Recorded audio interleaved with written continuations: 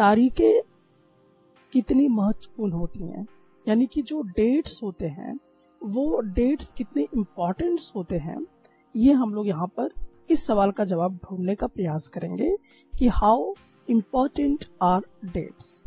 अब इस सवाल का जवाब ढूंढने के लिए सबसे पहले तो हमें समझना पड़ेगा कि आखिरकार हिस्ट्री क्या है, इतिहास का क्या मतलब होता है। तो सबसे पहले हम लोगों को ये समझने की आवश्यकता है। डेट्स को लेकर एक्चुअली बहुत सारे धारणा जो है लोगों के बीच में बनी रही है। तो अगर हम लोग बात करते हैं कि हिस्ट्री का क्या अर्थ है, हिस्ट्री का क्या मतलब है, what is the meaning of history, तो बहुत सारे लोग इसे सीधा सीधा किससे जोड़ देते हैं, डेट्स के साथ जोड़ देते हैं, यानी कि जिसमें डेट्स है वही आपका हिस्ट्री कहलाएगा। अब ये डेट कब लिखे जाते थे, तो डेट्स तब लिखे जाते थे जैसे कि कोई जब राजा वगैरह होते थे, तो राजा वगैरह जब कोई युद्ध को जीतते थे तो उस समय डेट को जो है वो दर्ज किया जाता था, या जब उनकी क्राउन होती थी, क्राउन मतलब ताजपोशी जब उनकी होती थी, तो उस समय क्या होता था कि डेट्स वगैरह मेंशन की जाती थी। तो मैक्सिमम सिलसिला जो है वो डेट्स के हिसाब से चलता गया। तो बहुत सारे लोग ये कहीं समझ लेते हैं कि हिस्ट्री का जो मतलब है उसका क्या मतलब है, तो हिस्ट्री को सीधा सीधा वो कहते हैं कि भाई जहां पर डेट्स अवेलेबल है वो हिस्ट्री है। तो ऐसा नहीं है, यानी कि आप ये नहीं कह सकते हो कि हिस्ट्री जो है वो सिनोनिमस है किसके, डेट्स के। ठीक है, तो यहाँ पर ये जब डेट्स आते हैं ना, तो जितने भी बच्चे होते हैं या जितने भी लोग होते हैं वो हिस्ट्री को बहुत ही ज्यादा उबाऊ पाते हैं, बहुत ही ज्यादा बोरिंग महसूस करते हैं यहाँ पर। सो हिस्ट्री डेट्स के कारण बहुत ज्यादा जो है वो उबाऊ लगता है, क्योंकि इसमें बहुत सारे डेट्स वगैरह हमें याद करनी पड़ती है। तो जो अभी ये धारणा हमारी चल रही है वो ये कि क्या रियलिटी में जो हिस्ट्री है वो डेट्स का सिलसिला है, क्या डेट से ही जुड़ा हुआ है क्या। तो ये जो धारणा है, यानी कि जिसको हम कह सकते हैं कि हिस्ट्री जो है क्या वो डेट्स का एक लगातार पहलू है, एक लगातार चलता हुआ चीज है, तो ऐसा नहीं है। ये डेट्स के कारण ही बहुत सारी चीजों को रटनी पड़ती है, और इस डेट्स के कारण ही क्या होता है कि जो स्टूडेंट्स होते हैं उनको बहुत ही ज्यादा उबाऊ महसूस होता है हिस्ट्री, और वो हिस्ट्री को बहुत ही बेहतर ढंग से बिल्कुल समझना पसंद नहीं करते हैं। सो लोग जो ये समझते हैं कि जो हिस्ट्री है वो एक्चुअली डेट का सिलसिला है, तो क्या आपको ऐसा लगता है कि क्या ये जो कॉन्सेप्शन बनी हुई है, जो इस तरह की धारणा बनी हुई है, क्या वो सही है? तो चलिए हम लोग इसकी पड़ताल करेंगे कि आखिरकार हिस्ट्री का क्या मतलब होता है। सो फाइनली हिस्ट्री क्या है? तो history is certainly about changes that occur over time. बहुत से समय में जो पिछले अतीत में चीजें घटित हुई हैं उस चेंजेस के बारे में आपको हिस्ट्री बताती है। तो उस चेंजेस को, ठीक है, चेंजेस दैट ऑकर टाइम, जो पिछले समय में जो चेंजेस आपको दिखाई दे हैं उसी को हम क्या कहते हैं, हिस्ट्री कहते हैं। ये भी हमें बताती है कि पहले जो चीजें थी वो किस तरह से चलती थी, क्या क्या उसमें बदलाव आए हैं, तो इसी को हम क्या कहते हैं, हिस्ट्री कहते हैं। तो हिस्ट्री क्या है? चेंजेस दैट ओकर ओवर टाइम। तो certainly about changes that occur over time को ही हम क्या कहते हैं, हिस्ट्री कहते हैं। और इससे हमें ये पता चल जाता है कि पास्ट में, जो अतीत में जो चीजें घटित हुई हैं उसमें क्या क्या चीजें चेंज हुई हैं।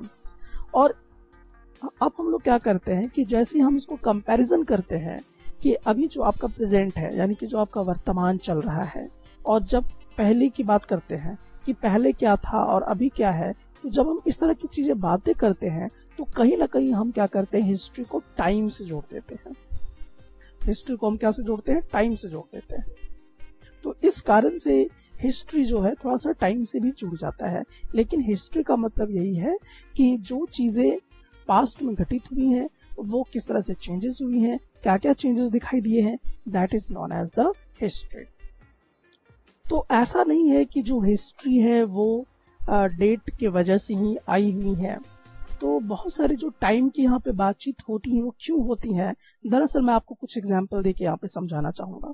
जो हिस्ट्री की बातें हैं वो आपके क्यूरियोसिटी के कारण भी आती हैं, यानी कि कुछ आपके जहन में सवाल पनप जाते हैं। जैसे चाय और कॉफी को लेकर, कहीं आप अगर चाय पीते हैं या कॉफी पीते हैं तो आपके मन में ये सवाल आता होगा कि आखिरकार ये चाय कब आया था हमारे देश में, कॉफी कब आया था हमारे देश में।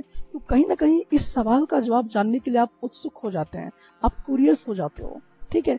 तो ये भी कहीं ना कहीं आपको क्या करेगा, कहीं ना कहीं टाइम जानने का प्रयास करेगा कि भाई आखिरकार कब आया था हमारे देश में टी या कॉफी जो है वो कब आया था। तो कहीं ना कहीं ये आपको टाइम से रिलेट करेगा, but it is also the part of the history. तो ये हिस्ट्री का पार्ट है। उसी तरह से दूसरा अगर हम एग्जाम्पल देखने की बात करते हैं तो वो आपका होता है ट्रेन। तो ट्रेन कब आई हमारे देश में, साथ ही साथ अगर जब ट्रेन नहीं थी तो उस दौर में जो भी लोग थे वो एक जगह से दूसरी जगह किस प्रकार से आते जाते होंगे, वो लंबे लंबे दूरी को किस प्रकार से तय करते होंगे। तो कहीं ना कहीं ये जो सवाल है आपके मन में क्यूरियोसिटी पैदा कर रहा है कि आखिरकार हमारे देश में ट्रेन कब आई, और जब तक ट्रेन नहीं थी तो लोग कैसे ट्रैवल करते थे। तो ये भी कहीं ना कहीं आपको क्या कर रहा है, टाइम पता करने के लिए मजबूर कर रहा है कि भाई हमारी ट्रेन कब आई थी। उसी प्रकार से नेक्स्ट अगर आप देखते हो दैट इज द न्यूज़पेपर।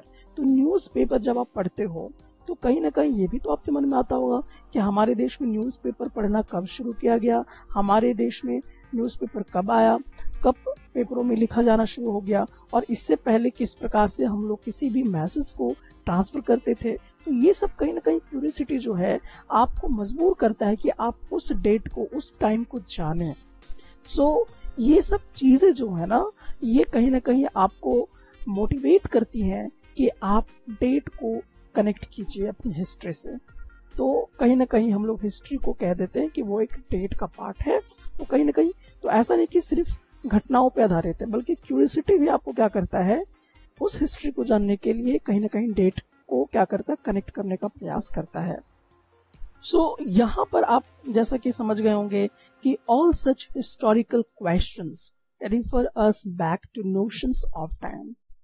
तो ये जो हिस्टोरिकल क्वेश्चंस हमने किया कि ट्रेन कब आई थी हमारे देश में, न्यूज़पेपर कब आया था, टी या कॉफी कब आया था, तो कहीं ना कहीं ये आपको मोटिवेट करती हैं, कहीं ना कहीं रिफर करती हैं टाइम को। तो ये हिस्टोरिकल क्वेश्चंस आपको कहीं ना कहीं टाइम से जोड़ देती हैं। लेकिन ऐसा नहीं है कि जब हम टाइम से इसे जोड़ने का प्रयास करते हैं तो एक्चुअली एक पार्टिकुलर कोई ईयर के विषय में बातचीत कर रहे हैं या कोई एक खास मंथ के बारे में बातचीत कर रहे हैं, ऐसा भी नहीं है। मतलब आप एक प्रिसाइज डेट को फिक्स नहीं कर सकते यहाँ पर, क्योंकि ये जो चीजें हुई हैं, जैसे कि चाय पीना जो है कोई एक फिक्स डेट में नहीं हुआ होगा, धीरे धीरे इसकी आदत लगी होगी, उसके बाद ये लंबे समय तक चला होगा ये दौर। उसके बाद चाय का प्रचलन आ गया, कॉफी का प्रचलन आ गया। न्यूज़पेपर एक दिन में नहीं आया होगा, एक दिन में आपको ऑकर नहीं महसूस हुआ होगा, क्योंकि न्यूज़पेपर जब आया होगा फिर लोगों को इसकी जरूरत पड़ी होगी, फिर इसका उनको आदत हुआ होगा। तो कहीं ना कहीं ये जो चीजें घटित हुई हैं, ये जो चीजें हमारे आसपास में जो चीजें ऑकर हुई हैं, वो क्या होता है कि एक स्पैन ऑफ टाइम जो है वो लेता है, मतलब कि एक लंबा समय लेता है।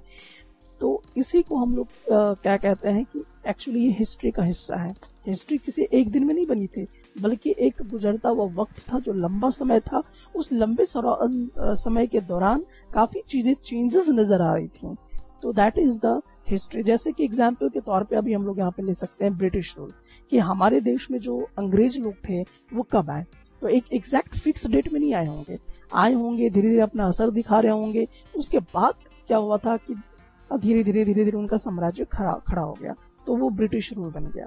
फिर उस ब्रिटिश रूल के खिलाफ क्या हुआ, बहुत सारे नेशनल मूवमेंट हुए। तो नेशनल मूवमेंट जो हुए, बहुत सारे जो है आपके राष्ट्रीय आंदोलन होने शुरू हो गए। तो राष्ट्रीय आंदोलन कोई एक फिक्स डेट में नहीं हुआ होगा, एक फिक्स्ड मंथ में नहीं हुआ होगा और खत्म हो गया होगा, एक फिक्स्ड साल में नहीं शुरू होकर खत्म हो गया होगा, बल्कि इस मोमेंट को चलाने में काफी लंबा समय बीता होगा। ठीक है, सो इस बात को ध्यान में रख के काम करनी है।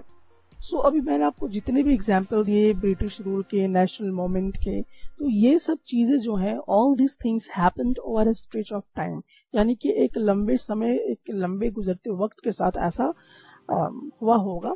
ठीक है, so this is the part of your history. तो एक्चुअली हमारे मन में एक प्रश्न तो आ ही जाता है कि जब ये एक लंबे समय के बीच में हुआ है और एक्चुअली जो घटित हुई है, जो चीज़ ऑकर हुई है पास्ट में, that is the part of your history. तो सवाल ये है कि why then do we continue to associate history with a string of dates. तो हम इसको डेट के साथ क्यों जोड़ के देखते हैं, हिस्ट्री को हम डेट के साथ क्यों देखते हैं, इसका क्या कारण है? तो देखिए, इसका जो कारण है डेट के साथ जुड़ने का, वो कहीं ना कहीं आपके युद्ध से जुड़ा हुआ है। जो बड़े बड़े युद्ध होते थे, बड़े बड़े जो घटनाएं होते थे, तो उससे कहीं ना कहीं ये क्या होता था, जुड़ा हुआ होता था। तो जब बड़े बड़े युद्ध कब हुए हैं तो उस समय डेट को नोट किया जाता था। बड़े बड़े घटनाएं जो हुई हैं उस समय डेट को जो है वो नोट किया जाता था। और साथ ही साथ जो वहाँ के रूलर्स होते थे, जो राजा हुआ करते थे, तो वो किस तरह की कब किस टाइम पे कौन सा राजा वहाँ पे बन रहे हैं, या उस समय उनकी क्या पॉलिसीज रही हैं, तो उस समय डेट के तौर पे हम उस चीजों को लिख रहे थे, हिस्ट्री को कवर कर रहे थे।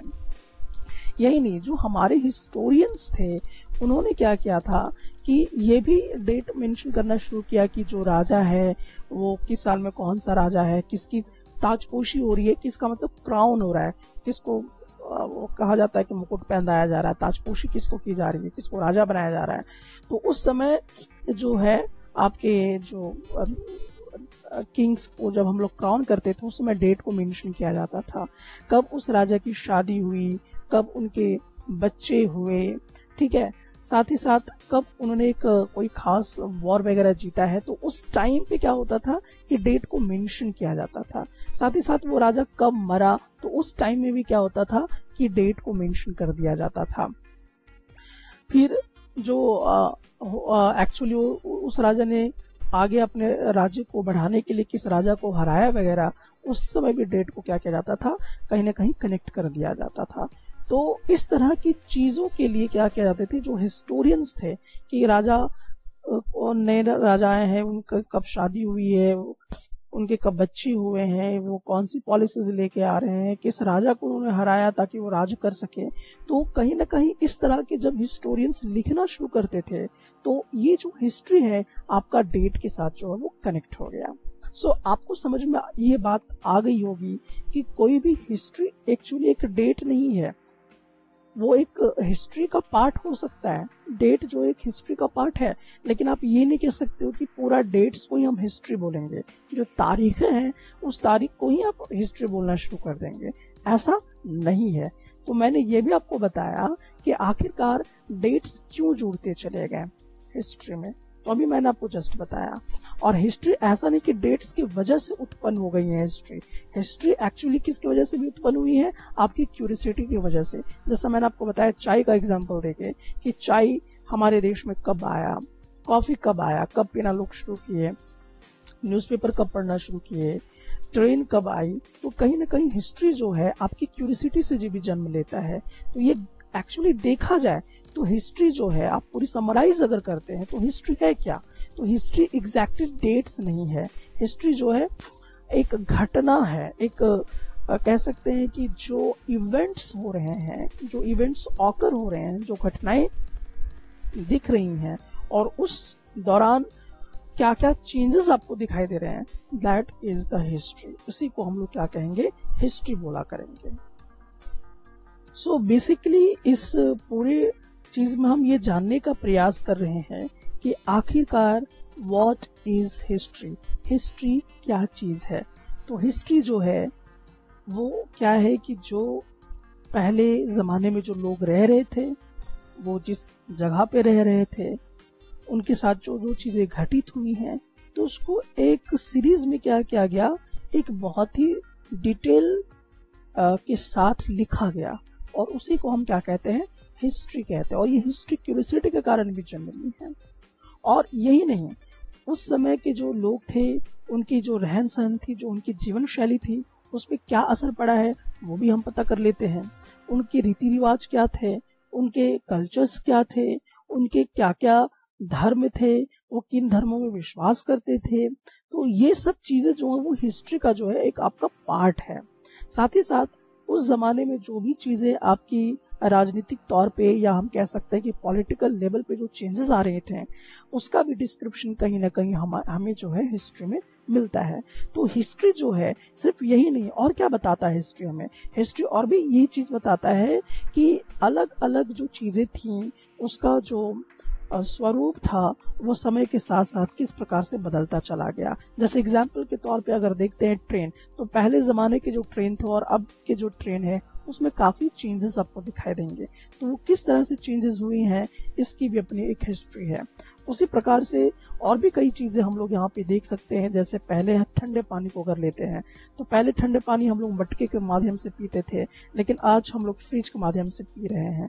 तो ये जो चेंजेस आपको ओवर पीरियड के दौरान जो दिखाई दे रहा है, it is also a history. तो हिस्ट्री है क्या? तो हिस्ट्री बेसिकली हम यही कहेंगे कि क्या क्या चेंजेस हुए हैं किस दौर में, उसको हम यहाँ पे स्टडी करते हैं। तो ऐसा नहीं है कि जो हिस्ट्री है एग्जैक्टली एक डेट है, तो ये एक एग्जैक्टली डेट नहीं कह सकते हम लोग। घूम फिर कर हम लोग इसी सवाल में फिर से वापस आते हैं और ये पता लगाते हैं कि हाउ इम्पोर्टेंट आर डेट्स। क्या डेट्स बहुत इंपॉर्टेंट है? और अगर डेट्स बहुत इंपॉर्टेंट है तो कितना इंपॉर्टेंट है? क्या पूरे हिस्ट्री में डेट्स होना बहुत जरूरी है? तो अब हम लोग इसी प्रश्न का जवाब जो है वो ढूंढेंगे।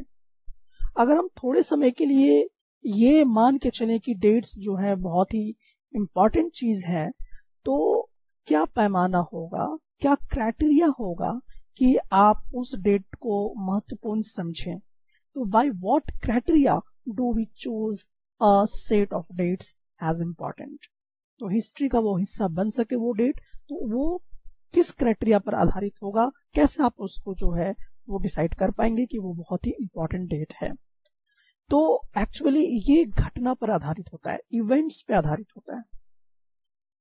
तो अगर वो डेट जो है वो अगर इंपॉर्टेंट हो भी रहे हैं तो किसके कारण से हो रहे हैं? इवेंट्स के कारण हो रहे हैं। कि आपके नजर में वो जो इवेंट्स हुआ है, जो घटना हुआ है, अगर इंपॉर्टेंट है तो उसके हिसाब से डेट को रखी जाती है, ना कि डेट के हिसाब से इवेंट को रखी जाती है। सो बात को समझिए। तो क्या डेट्स इंपॉर्टेंट है?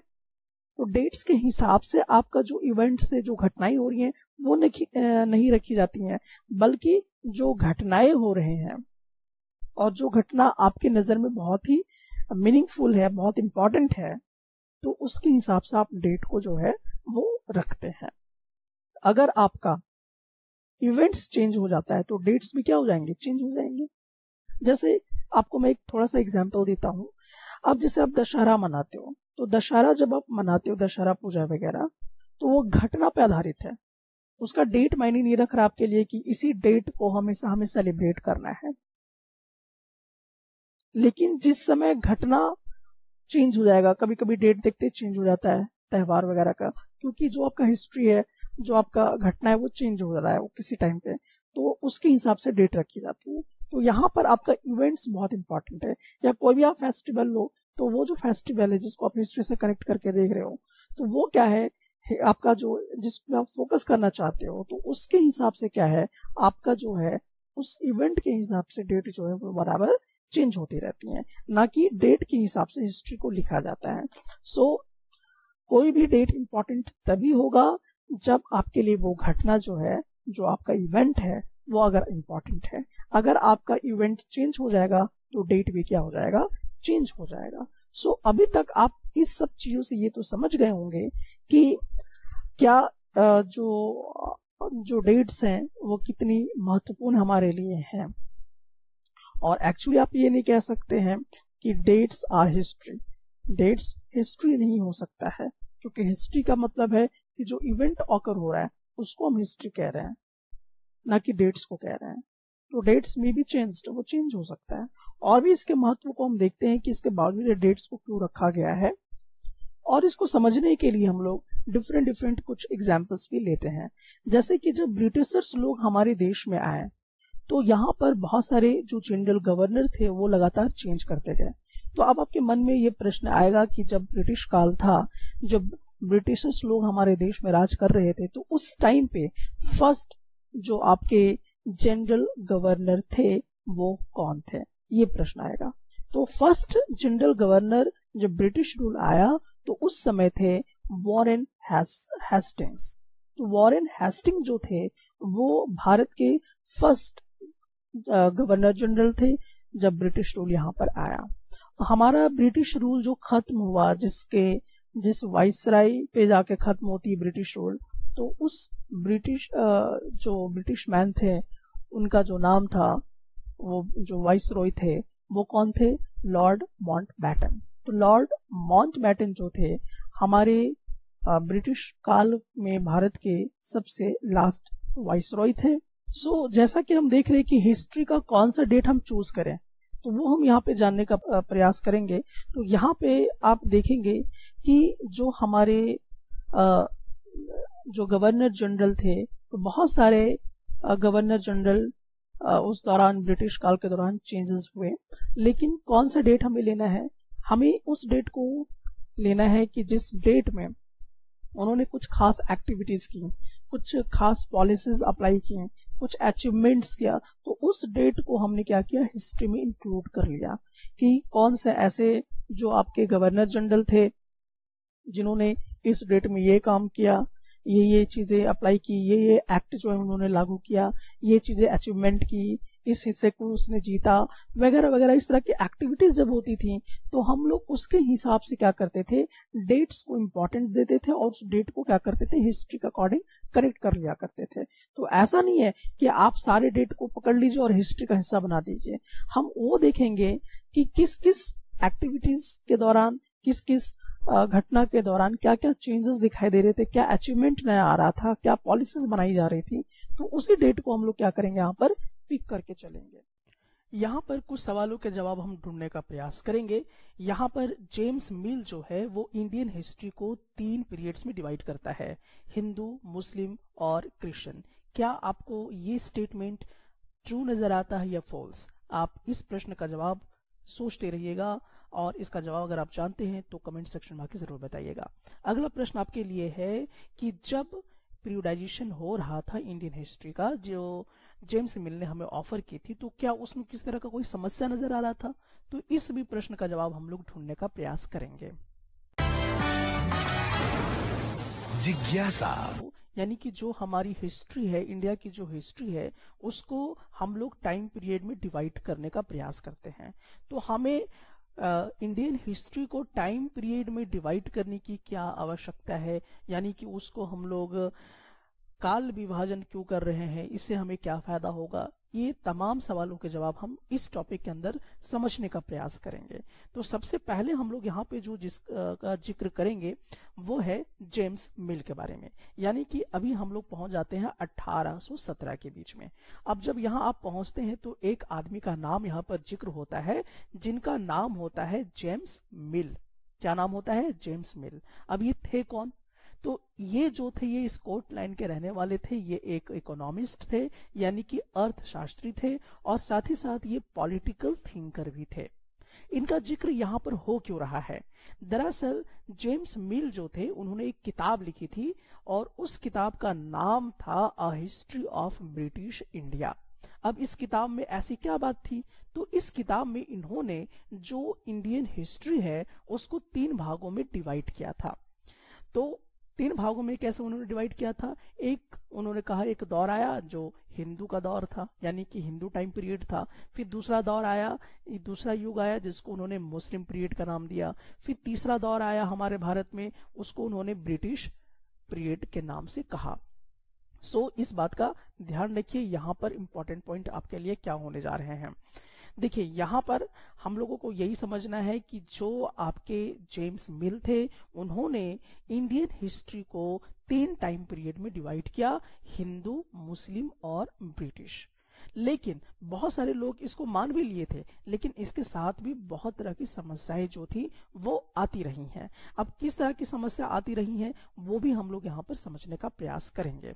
दरअसल हुआ क्या था कि जब कुछ और भी विद्वान इंडिया का जो हिस्ट्री है उसको अगर उन लोगों ने जब पीरियोडाइज करने का प्रयास किया, तो किसी विद्वान ने कहा कि एक युग आया जिसमें हिंदू का युग था, हिंदू लोग शासन करते थे, फिर मुस्लिम का युग आया, फिर ईसाई का युग आया। ऐसा अन्य जो विद्वान थे उन्होंने इसको कैटेगराइजेशन किया, लेकिन इसमें भी समस्या आने लगी। उसके बाद फिर आगे जाकर और भी इसमें सोचा गया, तो कहा गया कि नहीं, जो हमारी जो इंडियन हिस्ट्री है उसको 3 भागों में फिर से डिवाइड किया जाए। लेकिन तरीका बदल गया। तरीका क्या बदल गया? तरीका उसमें ये लाया गया कि एंशिएंट हिस्ट्री में एक एंशिएंट हिस्ट्री में कन्वर्ट किया गया, फिर एक मेडिवल हिस्ट्री में कन्वर्ट किया गया और एक मॉडर्न हिस्ट्री में कन्वर्ट किया। तो यहाँ पर ये जो शब्द जो जिक्र हो रहे हैं एक्चुअली वो पश्चिम से आए हुए थे। और यहाँ पर ये जो कॉन्सेप्ट आया, इसमें जैसे आपके जिक्र होती है साइंस के बारे में, यहाँ पे जिक्र होता है लॉजिक के बारे में, नई टेक्नोलॉजी के बारे में, यहाँ पे विकास के बारे में बातचीत होता है। तो उसके हिसाब से जो विद्वान लोग थे वो डिवाइड किए थे टाइम पीरियड को एंशिएंट हिस्ट्री में, मेडिवल हिस्ट्री में और मॉडर्न हिस्ट्री में, जो आज हम लोग पढ़ते हैं। लेकिन हम लोग यहाँ पे जिक्र किनका कर रहे हैं? जेम्स मिल के बारे में जिक्र कर रहे हैं। तो जेम्स मिल ने जो किताब लिखी थी a history of British India, उसमें उन्होंने हमारी इंडियन हिस्ट्री को हिंदू, मुस्लिम और ब्रिटिश युग के नाम से डिवाइड किया हुआ था। अब थोड़ा सा ये भी जान लीजिए कि जो जेम्स मिल थे उनका क्या विचार था, वो क्या सोचते थे हमारे भारत देश के बारे में, ये भी हम लोग यहाँ पे थोड़ा सा जानने का प्रयास करेंगे। तो जो जेम्स मिल थे, उन्होंने जब भारत में आया तो उन्होंने देखा कि यहाँ पर बहुत ज्यादा जातिवाद है, यहाँ पर हिंदू है, यहाँ पे मुस्लिम है, आपस में बैर है, यानी कि हिंदू का मुस्लिम से पटर नहीं खा रहा है, मुस्लिम को हिंदू से पटर नहीं खा रहा है। तो यहाँ पर धार्मिक बैर है, यानी कि कहीं ना कहीं कास्टिज्म यहाँ पर है, और यहाँ पर लोग बहुत ही ज्यादा अंधविश्वास में भी है और इनका विकास नहीं हो पा रहा है। तो यहाँ के लोग पहले हिंदू धर्म वगैरह या जो मुस्लिम धर्म थे वो अंधविश्वास की तरफ ज्यादा थे। और साथ ही साथ उन्होंने ये भी नोटिस किया कि यहाँ पे जो हिंदू का जब दौर है, या जब उनका शासन आता है, या जब मुस्लिम का शासन आता है, तो कहीं ना कहीं ये तानाशाही राज जो है वो अपने क्षेत्र में करते हैं, भारत में किसी न किसी तरह से दबाव पैदा करते हैं, यहाँ के लोगों का विकास नहीं हो रहा है। ऐसा जेम्स मिल ने यहाँ पर नोटिस किया। तो इन्होंने ये कहा कि अगर यहाँ पर ब्रिटिशर्स आ जाएं, यानी कि अंग्रेज लोग आ जाएं, तभी भारतीय लोगों का अंधविश्वास भी हटेगा, यहाँ पर विकास के काम हो पाएंगे और यहाँ पर उनको समानता मिल पाएगा, उनको अपॉर्चुनिटी मिल पाएगा, उनका सम्मान हो पाएगा, यहाँ पर भारत में प्रोग्रेस के बहुत सारे काम हो पाएंगे। तो ऐसा जो है जेम्स मिल जो है वो ऐसा मान के चलते थे, ऐसा उनका विचार था।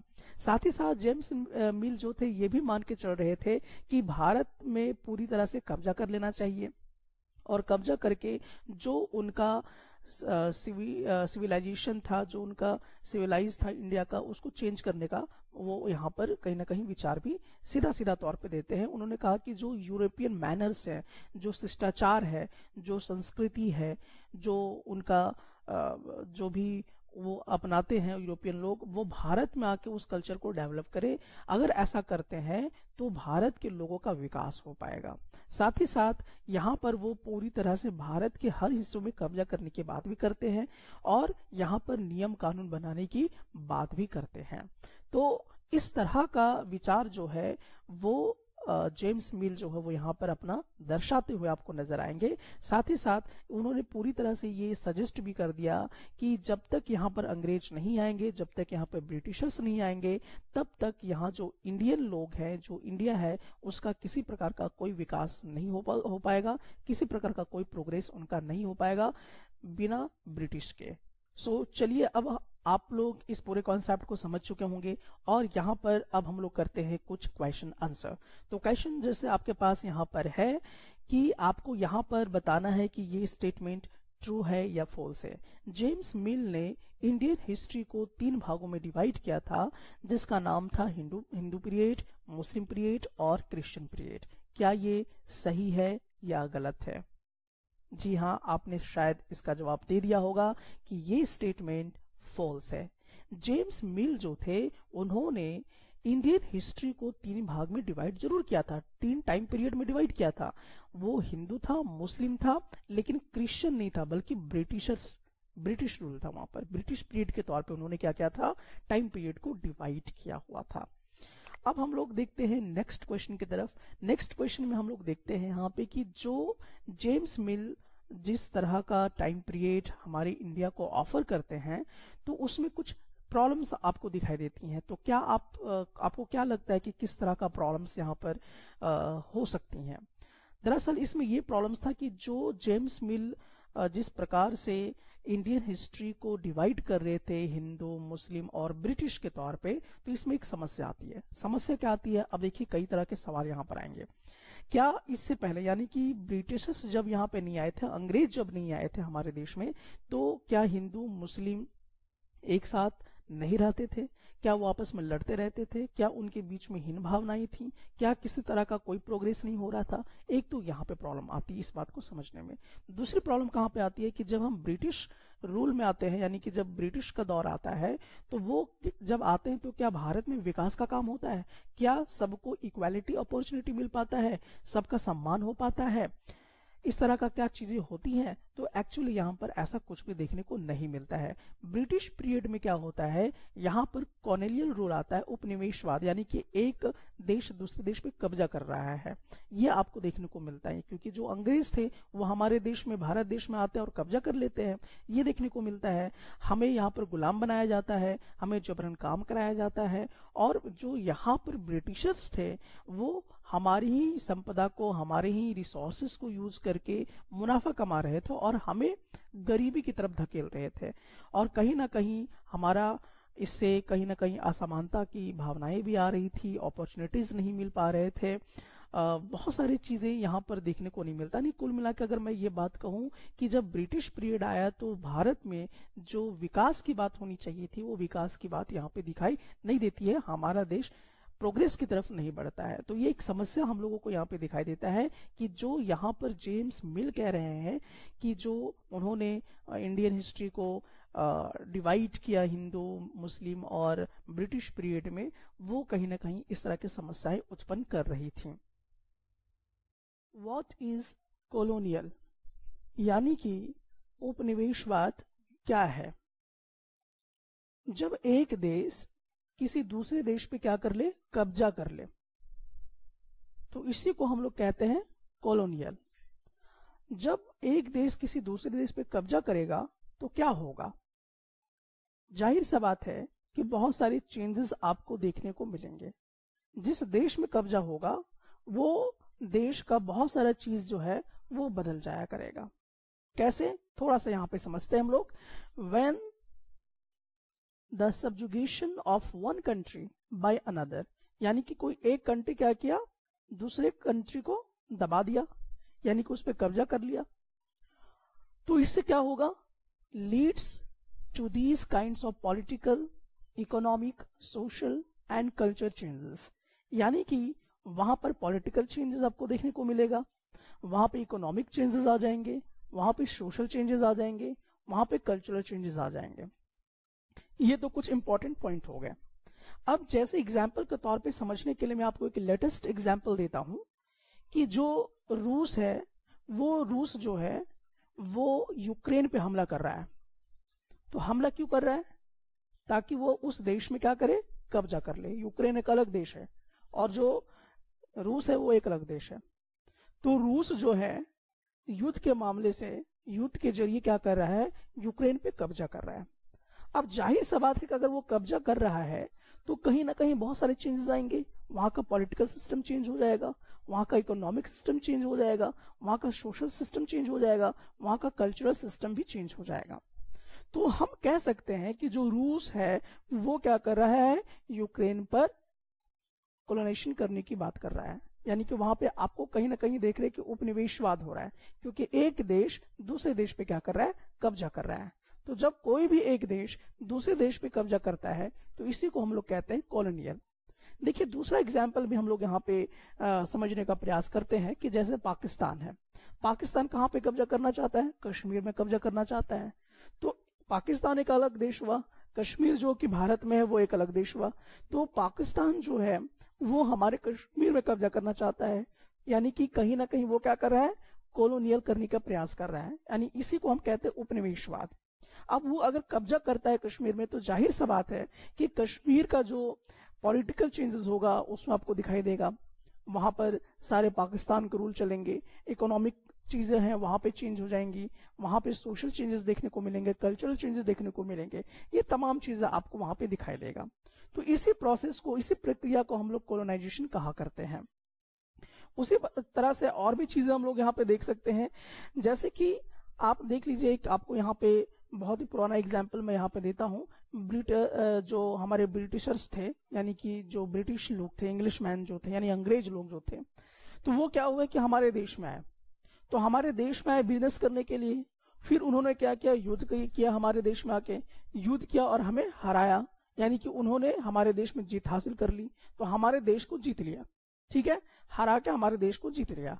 अब जीतने के बाद उन्होंने क्या कर दिया कि यहाँ पे अपना रूल रेगुलेशन जो है वो यहाँ पे स्टेब्लिश कर लिए, यानी कि उन्होंने अपना नियम कानून यहाँ पे लगाना शुरू कर दिया। और जितने भी यहाँ के आपके नवाब थे, राजा थे, उन सबको दबा दिया गया ताकि कोई इसके खिलाफ बोल ना सके।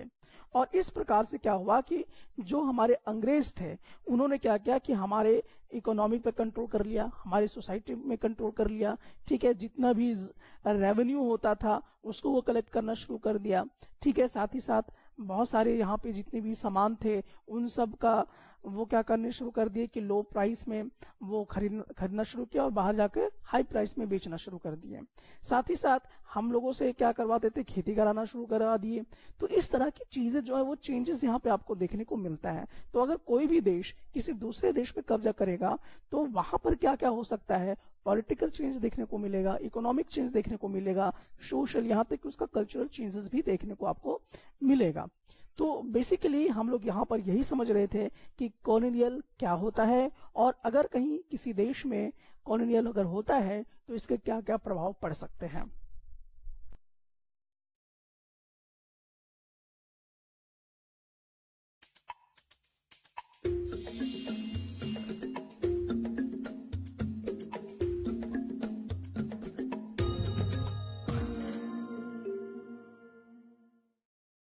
Official documents help us understand what the people of the country think. तो जैसे कि जो अंग्रेज थे वो हर चीज का एक लिखित दस्तावेज, यानी कि सरकारी दस्तावेज रखते थे लिखित तौर पे, जिसके लिए उन्होंने कई तरह के आर्किव्स बनवाए थे, कई तरह के रूम्स बनवाए थे, और उसमें ऑफिशियल डॉक्यूमेंट्स जैसे लेटर्स हो गए, डॉक्यूमेंट्स हो गए, उन सबको रखवाते थे। तो क्या ये जो डॉक्यूमेंट्स होते थे, जो ऑफिशियल डॉक्यूमेंट्स होते थे, क्या ये समझने में मदद करता था कि जो भारत के लोग हैं वो क्या सोच रहे हैं? जिज्ञासा। How do we know? इसका ये मतलब है कि what sources do historians use in writing what about the last 250 years of Indian history?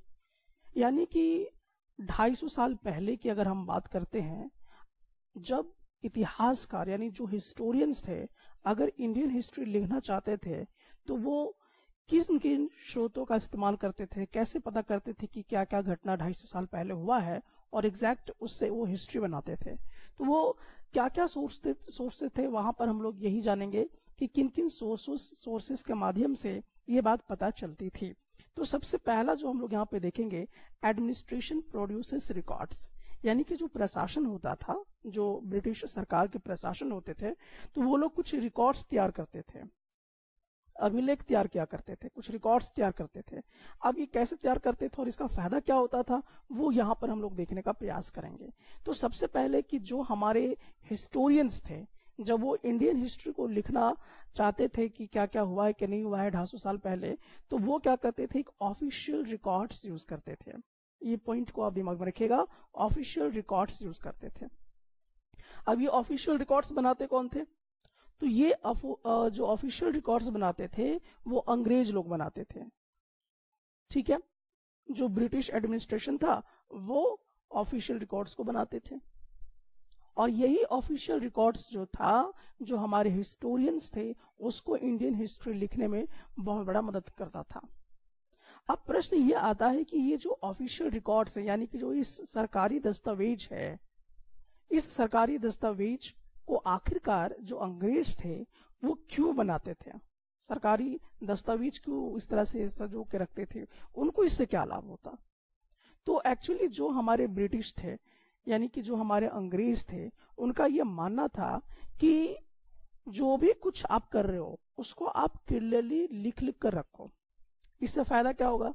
जैसे कि कोई इंस्ट्रक्शन उनको मिला, या उन्होंने कोई योजना बनाई है, कोई पॉलिसी बनाया है, कोई निर्णय लिया है, या किसी तरह का कोई एग्रीमेंट किया हुआ है या कोई जांच पड़ताल किया हुआ है, तो उसको साफ साफ एक पन्नों में अच्छे से उसको क्या करना पड़ता था, लिखवाना पड़ता था।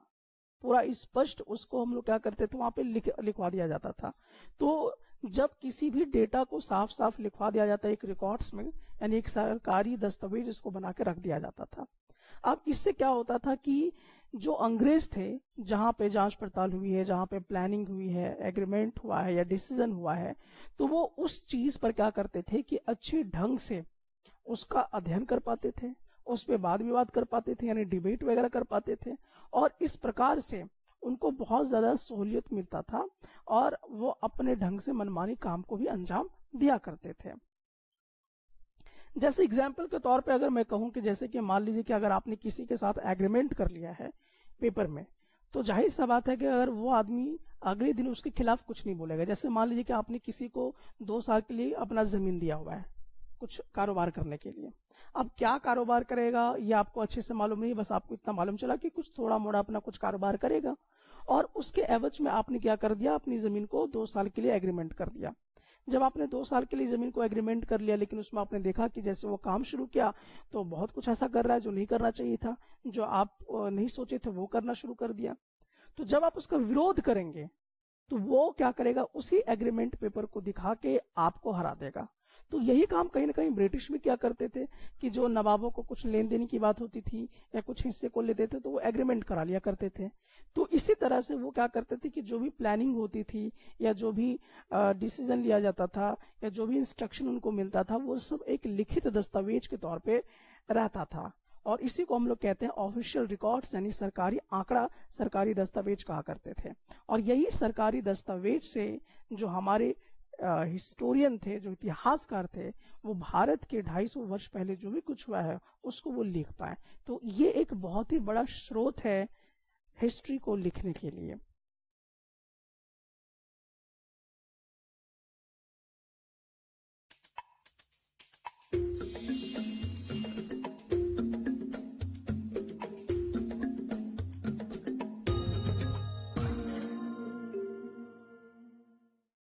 अंग्रेज लोग थे, यानी कि जो ब्रिटिशर्स लोग थे, जो ब्रिटिश लोग थे, उन्होंने क्या किया कि वो उनको महसूस करते थे कि जो भी इम्पोर्टेंट डॉक्यूमेंट्स होते हैं या जो आपके लेटेस्ट इम्पोर्टेंट होते हैं उसको बहुत ही सावधानी पूर्वक संरक्षण किया जाए, उसको प्रिजर्व किया जाए। अब ये इसके लिए क्या करते थे, इसके लिए वो एक रिकॉर्ड रूम्स बनाते थे। रिकॉर्ड रूम्स मतलब कि उसमें जैसे कि मान लीजिए कोई डॉक्यूमेंट्स को, कुछ लेटर्स को क्या किया जा सके, अच्छे से संभाल के रखा जा सके लंबे समय के लिए, जिसको हम आर्किव्स कहते हैं। तो आर्किव्स का क्या मतलब है, तो आर्किव्स का मतलब ये होता है कि कोई भी चीज है, कोई भी डॉक्यूमेंट है, कोई भी लेटर है, तो उसको संभाल के रखने के लिए अलग अलग रूम का निर्माण किया जाता है अलग अलग जगहों पर, उसको हम कहते हैं आर्किव्स। जैसे मान लीजिए कि बहुत सारी किताबों को अगर हमें जमा करके अच्छे से रखना है तो उसकी लाइब्रेरी बनाते थे, तो वैसे ही ऑफिशियल डॉक्यूमेंट्स को भी रखने के लिए एक चीज बनाया जाता था, रूम वगैरह में कन्वर्ट किया जाता था उसको, जिसको हम लोग आर्किव्स कहा करते थे। तो ये इतना जरूरी क्यों हो जाता था, तो इतना जरूरी इसलिए हो जाता था क्योंकि उनको लगता था कि ये सब दस्तावेज जो लिखे हुए चीजें होती हैं वो कहीं ना कहीं बहुत काम की चीज होती है, बहुत काम उनके लिए आया करता है। तो यही कारण था कि उन्होंने तहसीलदार का ऑफिस बनाना शुरू कर दिया, उन्होंने कलेक्ट्रेट ऑफिस बनाना शुरू किया, फिर कमिश्नर्स ऑफिस बनाने शुरू कर दिए, फिर प्रोविंशियल सेक्रेटरिएट बनाना शुरू कर दिया, लॉ कोर्ट्स वगैरह बनाने शुरू कर दिया, और इन सब के अलग अलग रिकॉर्ड रूम्स बना दिए ताकि डेटा जो है, जो कि लेटर्स के रूप में आपको दिखाई दे रहा है, जो डॉक्यूमेंट्स के रूप में दिखाई दे रहा है, वो सेपरेटली अच्छे से रखा जा सके और जरूरत होने पे इसका इस्तेमाल भी किया जा सके। सबसे पहले भारत में एक नेशनल आर्किव्स बनाया गया था जो कि 1920 में बनाया गया था, और इसका उद्देश्य भी बिल्कुल वही था। वो क्या करते थे कि ऐसे आर्किव्स में अपने लेटर्स को, अपने डॉक्यूमेंट्स को यहाँ पर प्रिजर्व्ड रखने का काम क्या करते थे। अब आप इससे अंदाजा लगा सकते हैं कि कितना इम्पोर्टेंट हो सकता है किसी भी लेटर डॉक्यूमेंट को सेव करके रखना, और उसमें कितनी इंफॉर्मेशन हो सकती है। जैसा कि मैं आपको एक बात आपको बता दूं कि जब पाकिस्तान और जब इंडिया बन रहा था तो कितना इंडिया के हिस्से में जाएगा और कितना पाकिस्तान के हिस्से में आएगा, इसके पहले से ही एक लिखित दस्तावेज जो था, एक मैप जो था, वो ऑलरेडी बना के रख दिया गया था। और जब दूसरे लोगों को बोला गया कि भाई आप एक मैप बनाइए ताकि पाकिस्तान अलग हो जाए, कितना दूर पे पाकिस्तान होगा और कितने दूर पे हिंदुस्तान होगा, लेकिन जब उसे समझ में नहीं आया तो उसने कहा कि भाई ये बहुत ही कठिन चीज है, इसको हम कैसे सेपरेट कर पाएंगे। तब वो लिखित दस्तावेज जो पहले से ही प्लान था ब्रिटिशर्स का कि यहाँ से यहाँ हिस्सा पाकिस्तान को कर दो और यहाँ से यहाँ हिंदुस्तान को कर दो, तो इस तरह के जो बहुत ही कह सकते हैं कि इम्पोर्टेंट डॉक्यूमेंट होते थे, जो लेटर्स होते थे, वो इस तरह से इन सब चीजों में रखा करते थे। बहरहाल हम लोग यहाँ पर ये समझने का प्रयास कर रहे हैं कि आखिरकार जो हमारे जो हिस्टोरियंस थे उनको कैसे मालूम चलता था, वो कैसे हमारे इंडियन हिस्ट्री को इस प्रकार से लिखा है, क्योंकि उनके पास जो 250 साल पहले कुछ चीजें हुई हैं उसका एक लिखित दस्तावेज जो था वो कहीं ना कहीं ब्रिटिश काल में रखी हुई थी, जो कि हमें इतिहास को समझने में मदद करता है और जो हिस्टोरियंस था उनको ये चीज लिखने में बड़ा आसानी होता है।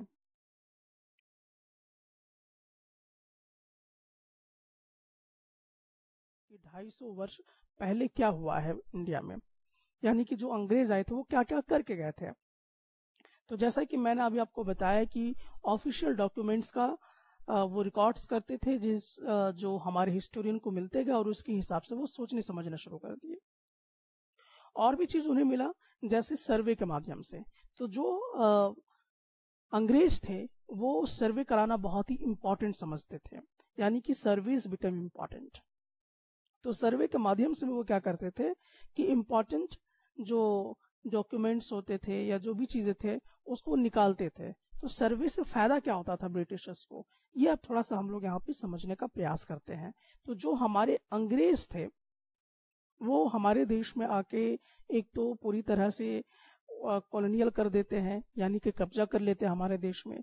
हमारे देश में जितने भी राजा थे, नवाब थे, उन सबको दबा दिया जाता है और यहाँ के रिसोर्सेस को यूज करना शुरू कर देता है। लेकिन और बढ़िया से शासन चला सके, हमारे देश में और भी बढ़िया से क्या कर सके, वो शासन को चला सके, इसके लिए उनका ये मानना था कि सर्वे कराना बहुत ही इंपॉर्टेंट है।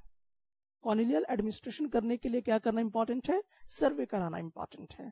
सर्वे करने से उनको एग्जैक्ट इंफॉर्मेशन मिल जाता था कि कहाँ पे क्या चीजें होती थी। जैसे एग्जाम्पल के तौर पे अभी मैं आपको यहाँ पर कुछ बताना चाहूंगा। जैसे गांव में वो जाते थे, वहां पे रेवेन्यू सर्वे कराया जाता था, यानी जो जमीन वगैरह है उसका सर्वे कराया जाता था, कितनी जमीनें हैं, कितने लोगों के अंडर में है, कितना उसमें रेवेन्यू कनेक्ट हो रहा है, वो एक रेवेन्यू सर्वे कराते थे। तो एग्जैक्ट पता चल जाता था कि कितने लोगों के पास अपनी खुद की जमीनें हैं।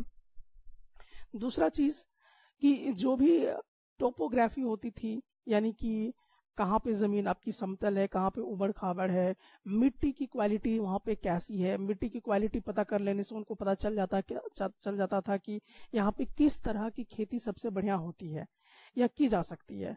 तो जिस तरह की अगर बेहतर खेती वहां पर की जा सकती है तो लोगों को जबरन वहां पे मजबूर किया जाता था कि आप इसकी खेती ज्यादा से ज्यादा पैमाने पे करें, और वो फसल का मालिक बन जाते थे। और वो क्या करते थे कि यहाँ बहुत ही सस्ते दरों में क्या करते थे, फसल को तैयार करवाते थे और बाहर जाके बेच दिया करते थे। तो उनको ये मुनाफा दिया मिलता था। तो एक तो यहाँ पे वो चीज करते थे, तो सर्वे करने से उनको पता चल जाता था कि कहाँ की मिट्टी कैसी है और कौन सा फसल कहाँ पे लगाना ज्यादा बेस्ट है। उसी तरह से फ्लोरा एंड फौना के बारे में, यानी जंगल कहाँ पर कितना है, किस चीज का जंगल है, कहाँ पे जानवर है, इन तमाम चीजों का भी वो सर्वेक्षण कराते थे। अब इससे भी उनको फायदा होता था, जैसे कि मान लीजिए कि कहीं पर जंगल है तो कहीं चंदन की लकड़ी है, तो उसका कैसे इस्तेमाल करेंगे, उसकी खेती ज्यादा कराया जा सके, कहाँ पे कौन जीव जंतु ज्यादा है तो उसको शिकार के तौर पे भी यूज किया करते थे, या उससे बहुत सारे जो एडवांटेज लेने का प्रयास था वो भी वो लेने का प्रयास करते थे।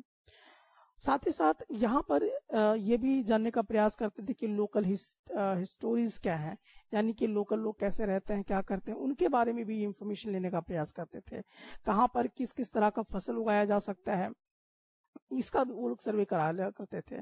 तो ये सारा चीज क्या करते थे कि सर्वे जब वो कराते थे तो उनको बहुत ही ज्यादा इसका फायदा मिलता था। वो ज्यादा से ज्यादा क्या करते थे कि लाभ उठा पाते थे, लेकिन लाभ उठाने के साथ साथ उनकी मंशा क्या थी कि कैसे हम लोग पूरे देश में कंट्रोल अपना रख सकते हैं, कैसे शासन को बनाए रख सकते हैं, उसके लिए उन्होंने क्या किया था कि पूरा सर्वे कराया था।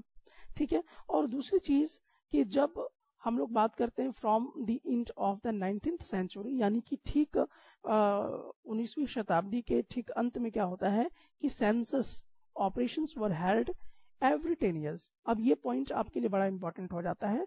सेंसस का मतलब होता है जनगणना। ठीक है, कि किसी भी देश में किस जाति के लोग हैं नहीं है, उसको जनगणना कहते हैं, सेंसस कहते हैं। तो सेंसस जो है हर एक 10 साल में जो है वो कराया जाता था उस समय में, जब अंग्रेज के काल थे। अभी भी कराया जाता है, लेकिन अभी जो है वो मोदी सरकार जी थोड़ा सा इसका बैन कर रहे हैं। तो यहाँ पर हम लोग देख सकते हैं कि सेंसस जो है वो, जनगणना जो है वो हर एक 10 साल में पहले कराया जाता था, और इससे वो पता लगाते थे कि किस कास्ट के लोग कहाँ पर कितना है। अब इससे आपको समझ में आ गया होगा कि क्या इसका लाभ लेने वाले हैं। अगर मान लीजिए कि कहीं पर मुस्लिम की संख्या ज्यादा और कहीं पर हिंदू की संख्या कम है, तो आपस में लड़ा दीजिए, और लड़ाने से एक दूसरे में फुट पैदा हो जाएगी, तो वो अंग्रेजों का मुकाबला नहीं कर सकते और वो आसानी से अंग्रेज के गुलाम बन जाते। उसी प्रकार से वो देखते थे कि जैसे हिंदू होता था तो हिंदू में 4 वर्ण व्यवस्था था, तो वहां पर भी वो पता कर लेते थे कि कहाँ पे दलित समाज है, कहाँ पे नहीं है, तो वहां पर भी वो क्या कर लेते थे, इस तरह से एक दूसरे में लड़ाकर अपना वर्चस्व जो है वो बना के रखने का प्रयास वो किया करते थे। सो बहरहाल यही नहीं, उन्होंने लगभग बहुत सारी फील्ड्स में क्या करवाया, सर्वे कराना शुरू कर दिया, जैसे कि बोनेटिकल सर्वे, यानी जो भी जंगल से रिलेटेड होते हैं, घास फूस होते हैं, सबका सर्वे कराया। जियोलॉजिकल सर्वे भी कराया, किस तरह के कहाँ पे क्या आपके किस तरह की जमीनें हैं, किस तरह के जीव जंतु हैं, सब पे उन्होंने सर्वे कराना शुरू कर दिया। आर्कियोलॉजिकल सर्वे भी कराया कि जैसे कि मान लीजिए क्या क्या इतिहास रहा था यहाँ पर, उन सब चीजों का भी इन्होंने करवाया। एंथ्रोपोलॉजिकल सर्वे कराया, फॉरेस्ट सर्वे कराया। तो इस तरह के कई तरह के सर्वे जो थे वो अंग्रेज यहाँ पर आके करवाए, और इन तमाम चीजों का जो मतलब था कि वो सर्वे आखिरकार कराना क्यों चाहते थे, क्यों कराते थे सर्वे, तो इसका यही रीजन था कि वो और भी अपने शासन को यहाँ पे लागू रखना चाहते थे, लोगों को और ज्यादा गुलाम बनाने का प्रयास किया जाता था। तो इसीलिए सर्वे उनके लिए बहुत ही इंपॉर्टेंट हो जाता था। तो इसके दौरान जो भी लिखित तौर पे डॉक्यूमेंट मिलते हैं वो हमारे हिस्टोरियन को मिलते हैं, और हिस्टोरियन यहाँ से ये सब चीजें पता करके ला रहे थे, हमारे लिए लाते हैं वो, इसीलिए किताबों में इस तरह लिखी हुई है, क्योंकि ये सब रिटर्न दस्तावेज के तौर पे कहीं ना कहीं मौजूद थे।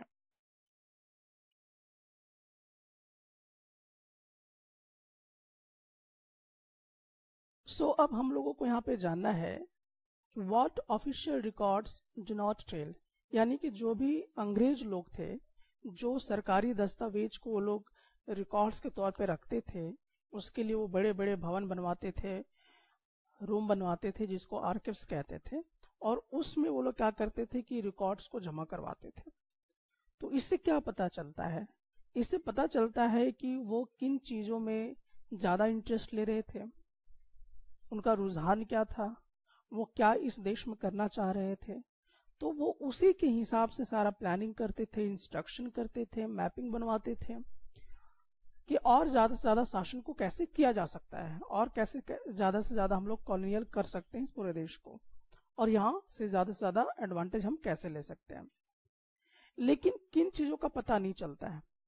अब यहाँ पर अगर हिस्टोरियन जो इतिहासकार है वो यहाँ पे अब समझने का प्रयास कर रहा है कि ये तो अंग्रेज का पक्ष है कि वो क्या करना चाह रहे थे, वो मंशा समझ में आता है, लेकिन जो भारत के लोग थे, जो इंडियंस लोग थे, वो एक्चुअली में क्या करना चाह रहे थे, ये बात जो है कहीं समझ में नहीं आता है।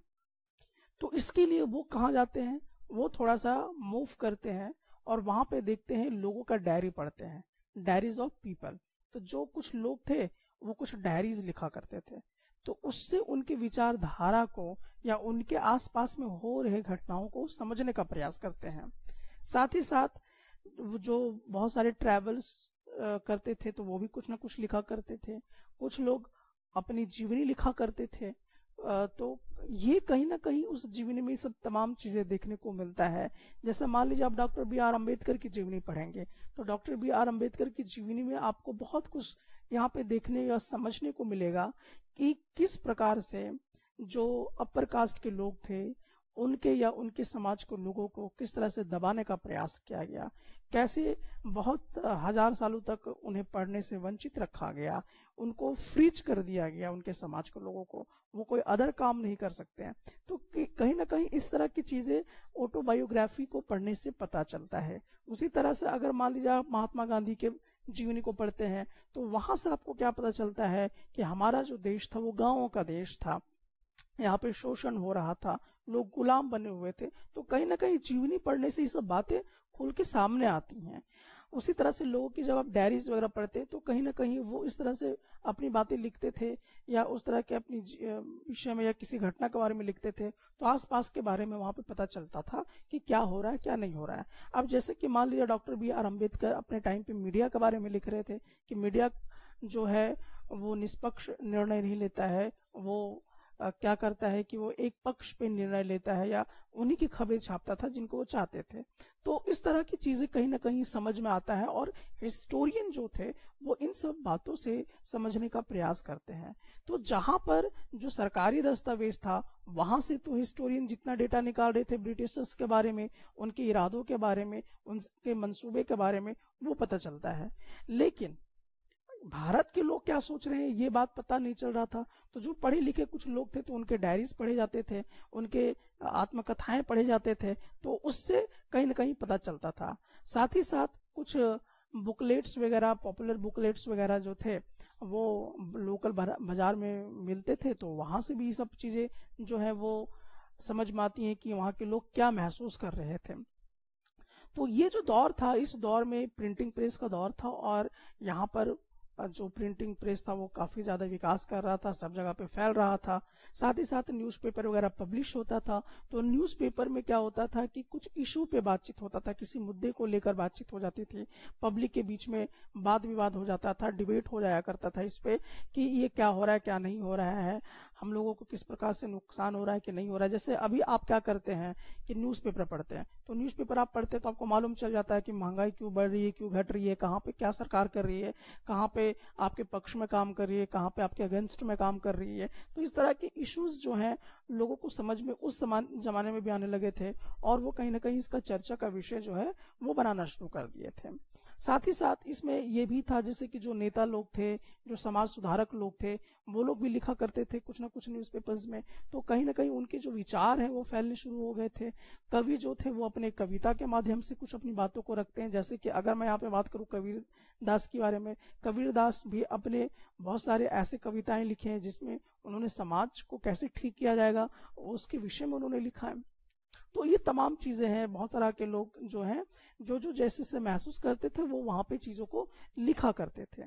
लेकिन अब ये तो बात हुआ एक पक्ष की, लेकिन अगर हम दूसरे पक्ष की बात करते हैं कि वैसे लोगों का, कि ये तो जो पढ़े लिखे थे उनके लिए हम उनकी बातें समझ रहे हैं, उनके मन में क्या चल रहा है, वो क्या सोच रहे हैं। तो जो पढ़े लिखे लोग थे वो डायरीज लिखते थे, न्यूज़पेपर में अपनी बात रखते थे, तमाम चीजें वो किया करते थे।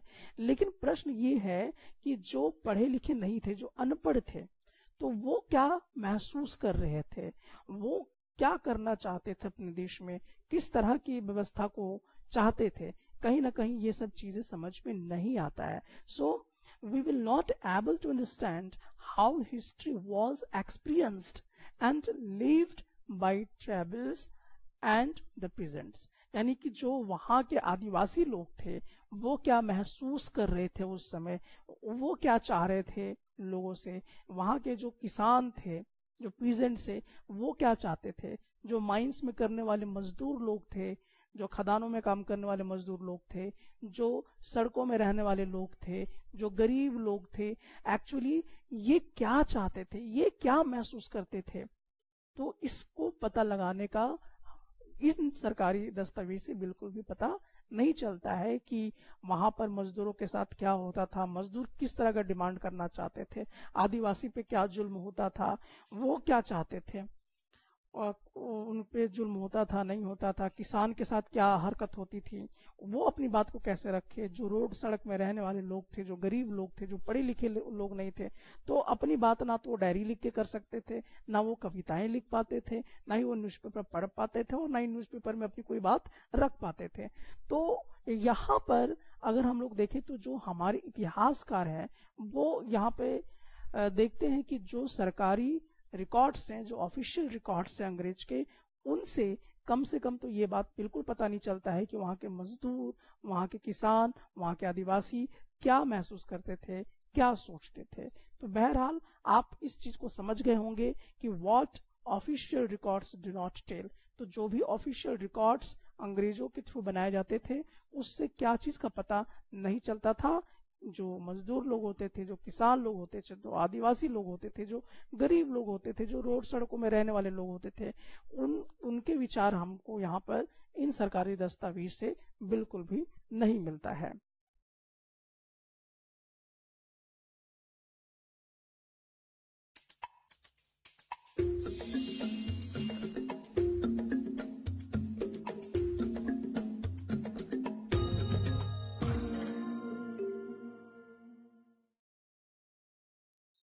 इसमें आपको बताना है ट्रू या फॉल्स है। इसमें कह रहा है कि James Mill divided Indian history into 3 periods, Hindu, Muslim, Christian. जो जेम्स मिल था, क्या उसने जो इंडिया की हिस्ट्री था उसको 3 भागों में डिवाइड किया था, जैसे हिंदू, मुस्लिम और क्रिश्चियन। तो क्या आपको लगता है कि ये सही है? तो इसका जवाब होगा कि नहीं, ये फॉल्स है। एक्चुअल में जो जेम्स मिल थे वो इंडियन हिस्ट्री को 3 भाग में तो श्योर था कि वो डिवाइड कर रहे थे। तो एक तो हिंदू था, दूसरा मुस्लिम था और तीसरा ब्रिटिश काल था। वहां पर क्रिश्चियन जैसा कोई भी जिक्र नहीं हो रहा था, बल्कि ब्रिटिश काल का जिक्र होता है। तो हिंदू, मुस्लिम एंड ब्रिटिशर्स, ये वहां पर डिवीजन था। ओके, तो ये बात आप समझ गए होंगे कि इसका क्या सही जवाब होगा। अगला प्रश्न आता है straight whether true and false. इसमें भी आपको ट्रू एंड फॉल्स ही बताना है। Official documents help us understand what the people of the country think। तो जैसे कि जो अंग्रेज थे वो हर चीज का एक लिखित दस्तावेज यानी कि सरकारी दस्तावेज रखते थे लिखित तौर पे, जिसके लिए उन्होंने कई तरह के आर्किव्स बनवाए थे, कई तरह के रूम्स बनवाए थे, और उसमें ऑफिशियल डॉक्यूमेंट्स जैसे लेटर्स हो गए, डॉक्यूमेंट्स हो गए, उन सबको रखवाते थे। तो क्या ये जो डॉक्यूमेंट्स होते थे, जो ऑफिशियल डॉक्यूमेंट्स होते थे, क्या ये समझने में मदद करता था कि जो भारत के लोग हैं वो क्या सोच रहे हैं? तो जवाब होगा फॉल्स, यानी ऐसा नहीं था। बल्कि इन तमाम डॉक्यूमेंट से, यानी कि जो ऑफिशियल डॉक्यूमेंट्स था, उसे क्या समझ में आता था? ऑफिशियल डॉक्यूमेंट से ये समझ में आता था कि जो ब्रिटिशर्स लोग थे वो एक्चुअल में क्या करना चाहते थे, किस चीज में इंटरेस्ट लेना चाहते थे। वो चाहते थे कि ज्यादा से ज्यादा हम लोग कैसे और कब्जा करें भारत पर, यही वो चाहते थे। तो उस पूरे डॉक्यूमेंट्स में ये कहीं पता नहीं चलता है कि जो भारत में रहने वाले लोग हैं वो क्या महसूस कर रहे हैं। अगला प्रश्न आपका ये भी ट्रू फॉल्स का है, और इसमें देख सकते हैं the British thought service were important for effective administration. यानी कि जो अंग्रेज लोग थे वो ये मानते थे कि जो सर्वे होता है वो बहुत ही ज्यादा महत्वपूर्ण होता है, ताकि ज्यादा से ज्यादा प्रभावशाली तरीके से यहाँ पर शासन किया जा सके, भारत में शासन किया जा सके। तो क्या ऐसा सही था या गलत? तो इसका सही जवाब होगा हाँ, ये ट्रू था। ऐसा ही ब्रिटिशर्स लोग, अंग्रेज लोग यहाँ पर हमारे देश में चाहते थे। अब यहाँ पे देखिए क्वेश्चन आंसर आगे ट्रू का। What is the problem with the periodization of Indian history that James Mill offers. तो आपको तो जैसा कि मालूम है कि जो जेम्स मिल थे वो एक अंग्रेज थे, और उन्होंने क्या किया था कि एक किताब लिखी थी, और उस किताब में जिक्र किया था कि जो भारत है, भारत की हिस्ट्री है, उसको 3 भागों में डिवाइड करने का प्रयास उन्होंने किया था। किसके आधार पे किया था? तो उन्होंने धर्म के आधार पे किया था, यानी कि रिलीजन के आधार पे इसको डिवाइड किया था। और उन्होंने कहा था कि जिस धर्म का जिस समय शासन होगा वो वहां पर पीरियड कहलाएगा। तो ये मान के वो चल रहे थे। तो उनका जो पीरियोडाइजेशन था वो हिंदू, मुस्लिम और ब्रिटिश काल का ऐसे करके रखा हुआ था। लेकिन इसमें क्या प्रॉब्लम आता है? What is the problem? तो प्रॉब्लम तो पहला मैंने आपको बता दिया कि धार्मिक बेसिस पे था, एक समान बेसिस पे काम नहीं कर रहा था। दूसरा क्या था कि इनका कहीं पर भी सोशल के जो सोशल है, सामाजिक समस्याएं हैं या सामाजिक जो चेंजेस हो रहे हैं उसका जिक्र कहीं नहीं है, पॉलिटिकल चेंजेस जो हो रहे थे उस पर इनका कोई पकड़ नहीं देखने को मिलता है। जो इकोनॉमिक चेंजेस था वो भी बिल्कुल एक युग से दूसरे युग में जब हम जाते हैं तो बिल्कुल भी ये देखने को नहीं मिलता है कि जब हिंदू समाज था तो उस समय सोशल क्या, सामाजिक तौर पे क्या हो रहा था, समाज में क्या हो रहा था। जब मुस्लिम दौर में आए तो किस तरह का बदलाव आया, या जब ब्रिटिश काल में आए तो किस तरह का बदलाव आया, किस तरह का पॉलिटिकल चेंजेस देखने को मिलता है, किस तरह का जो भारत की इकोनॉमिक स्तर है वो बढ़ती है घटती, वो चीज कुछ भी यहाँ पे देखने को नहीं मिलता है। तो यहाँ पर एक प्रॉब्लम ये दिखाई देता है जो जेम्स मिल ने हमें ऑफर की थी प्रियुडाइजेशन को लेकर। अगला यहाँ पर है कि the main problem with the periodization of Indian history is that Mill only looked from the point of rulers, not from point of view of native Indian. यानी कि जो भी जेम्स मिल थे जो प्रियुडाइजेशन कर रहे थे वो सिर्फ शासन के हिसाब से देख रहे थे कि कौन कब कब शासन कर रहा है, ना कि जो वहां पे रहने वाले जो भारतीय हैं, जो वहां के आदिवासी लोग हैं, उनके हिसाब से ऐसा कुछ भी वहां पर उनका नजरिया देखने को नहीं मिलता है। तो ये एक इनके साथ और प्रॉब्लम थी। अगला है Mill through his periodization suggested that British rule could civilize India. साथ ही साथ वो ये भी बताते हैं, मिल ये भी बताने का प्रयास करते हैं अपनी प्रियुडाइजेशन में, जब वो हिस्ट्री को डिवाइड करते हैं तो वो सजेस्ट करते हैं कि जो अंग्रेज लोग हैं वही भारतीय का उद्धार कर सकते हैं, वहां की सिविलाइजेशन को क्या कर सकते हैं, विकसित कर सकते हैं, उसके विकास के पथ पे ला सकते हैं, बाकी दूसरा कोई ऐसा नहीं कर सकता है। अगला है कि Mill even suggested that the British should conquer all the Indian territories to ensure the enlightenment and happiness of all. He thinks that India was not capable of progress without British help. तो ये बात मैंने अभी आपको बताया कि वो सब जगह पे क्या कर लिए थे, कब्जा कर लिए थे अंग्रेज लोग, और वो शासन करना चाहते थे। और साथ ही साथ वो भी जेम्स मिल का मानना था कि यहाँ जब तक ब्रिटिश कब्जा नहीं करेगा तब तक इनका उद्धार नहीं होगा, इनका प्रोग्रेस नहीं होगा, और यहाँ पर जो अंधविश्वास है, जो भगवान भक्ति पे लोग डूबे हुए हैं, उसका कोई निचोड़ इन लोगों को नहीं मिल पाएगा, इससे ये बाहर नहीं निकल पाएंगे, अंधविश्वास में डूबे रहेंगे। तो इस तरह का जो विचार है वो देखने को मिलता है। तो ये तमाम प्रॉब्लम्स जो हैं वो जेम्स मिल के जो प्रियुडाइजेशन है उसमें देखने को मिलता है। अगला हमारा प्रश्न आता है, why did the British preserve official documents. जो अंग्रेज लोग थे वो जो सरकारी दस्तावेज होते थे उसको क्यों सेव करना चाहते थे, क्यों बचा के रखना चाहते थे। तो दरअसल इसमें हम लोग देखते हैं कि इसके कई कारण हैं। They like to have a permanent record of every instruction, plan, policy, agreement. तो वो चाहते थे कि उनके पास एक परमानेंट रिकॉर्ड रहे कि उनको क्या इंस्ट्रक्शन मिल रहा है, उनको किस तरह का प्लान बनाना है, क्या पॉलिसी वो लेके आ रहे हैं, किस तरह का एग्रीमेंट कर रहे हैं। तो एक तो इसलिए जरूरी था कि वो जो ऑफिशियल डॉक्यूमेंट होते थे उनको प्रिजर्व करते थे। जैसे कहने का मतलब ये हुआ कि वो कौन सा नया कानून लेकर आए, कौन सा पॉलिसी बना के लाए भारतीय के लिए, तो उसको लिखित तौर पे रखते थे। क्या उनको ऊपर से आदेश मिल रहा है, क्या इंस्ट्रक्शन मिल रहा है, तो वो भी लिखित रखा करते थे। वो कैसे हिंदुस्तान पाकिस्तान को बंटवारा कर रहे हैं उसका भी प्लान वगैरह बना रहे हैं तो वो लिखित रखते थे। यानी कि ऑफिशियल डॉक्यूमेंट्स वो जो थे वो प्रिजर्व करते थे, यानी कि उसको सेव करके रखते थे। दूसरा क्या कारण रहा होगा? दूसरा कारण कि they believed that things could be properly studied and debated once we had such records. तो जो वो लिख के जो ऑफिशियल डॉक्यूमेंट्स वो रखते थे उसमें वो क्या कह सके, पहल कर सके, उसमें वाद विवाद कर सके, उसको अच्छे से अध्ययन कर सके। इस कारण से भी वो ऑफिशियल डॉक्यूमेंट्स को रिकॉर्ड्स में रखा करते थे। थर्ड कारण क्या था? This documentation process provides an administrative culture of the memos, noting and reports.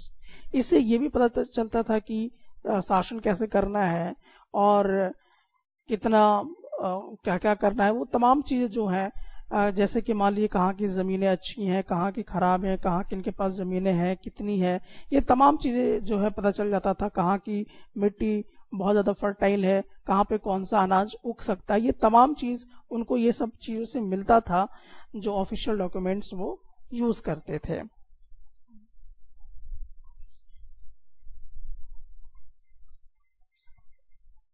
How will the information historians get from old newspapers be different from that found in police reports?